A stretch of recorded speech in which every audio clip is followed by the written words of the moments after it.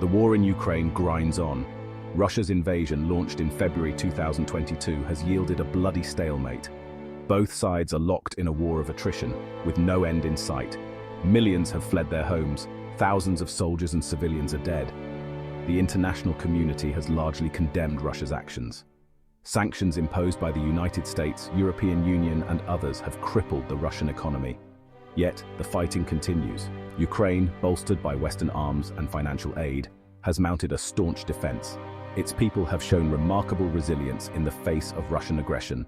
The conflict has exposed weaknesses in the Russian military, long thought to be one of the world's most formidable fighting forces. Control of the skies is crucial in modern warfare. Air superiority allows for effective reconnaissance, targeting, and deployment of troops and equipment. From the outset of the conflict, Russia sought to establish air dominance over Ukraine. However, Ukraine's air defenses, though outdated, proved more resilient than expected. Russia's failure to neutralize Ukrainian air defenses has had significant implications for the course of the war. Russia's inability to fully control the skies has forced it to rely heavily on artillery and missile strikes, often targeting civilian infrastructure.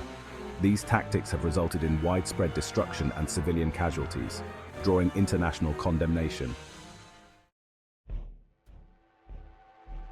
With its air force hampered, Russia has increasingly turned to unmanned aerial vehicles or drones to conduct reconnaissance and launch attacks. Drones offer a relatively low-cost and low-risk way to gather intelligence and strike targets. Russia has deployed a variety of drones in Ukraine, including the Iranian-made Shahed 136, a kamikaze drone that carries explosives and crashes into its target. These drones have been used to attack Ukrainian infrastructure, including power grids, causing widespread blackouts. Ukraine too has employed drones to great effect. Turkish-made Bayraktar.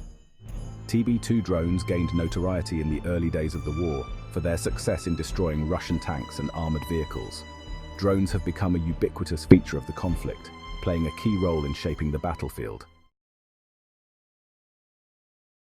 Section 4. Strike on Yeysk. On February 28, 2023, an explosion rocked the Yeysk airfield in southern Russia. Located on the Sea of Azov, less than 100 miles from occupied Crimea, the airfield is home to a significant Russian air contingent, including fighter jets and attack helicopters. While details remain murky, Ukrainian officials claimed responsibility for the blast, suggesting it was carried out by Ukrainian special forces operating inside Russia. Russia, however, has denied any attack took place, dismissing reports as fake news. The incident, regardless of its cause, highlighted the vulnerability of Russian military assets, even those located far from the front lines.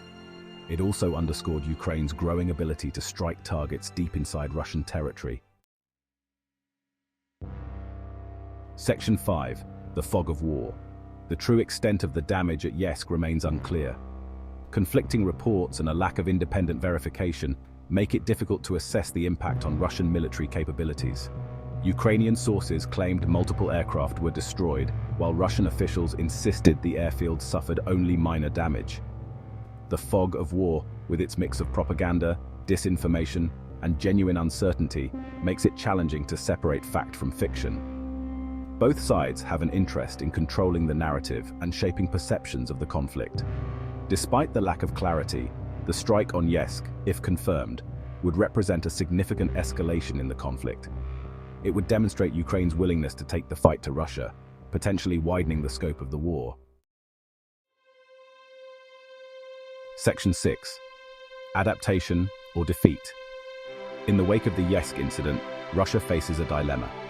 It can either adapt its military posture, dispersing its assets and enhancing security measures, or risk further attacks on its territory. The former option would complicate Russia's war effort, while the latter could lead to an escalation of the conflict. The coming months will be crucial in determining the trajectory of the war. Russia's ability to adapt to changing battlefield conditions, coupled with its willingness to sustain heavy losses, will likely dictate the outcome of the conflict. The war in Ukraine is a tragedy for both countries and a threat to global security. A swift and peaceful resolution is urgently needed, but with neither side willing to back down, the bloodshed seems set to continue.